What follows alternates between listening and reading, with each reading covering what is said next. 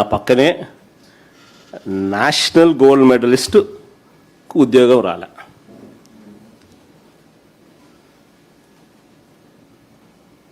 One is to one call letter కూడా పొందిన తర్వాత ఏమంటే అప్లోడ్ అంట, అప్లోడింగ్లో ఈయన కరెక్ట్గానే చేసినాడు, గోల్డ్ మెడల్నే చేసినాడు, సిల్వర్ మెడల్ అని చెప్పి అని అప్లోడ్ చేసినాడని పొరపాటు చేసినాడని చెప్పి అంటారు.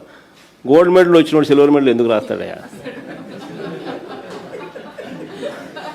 అయినా ఇంకొకటి, అయినా నువ్వు పాల్గొన్నందుకే ఇస్తున్నావు.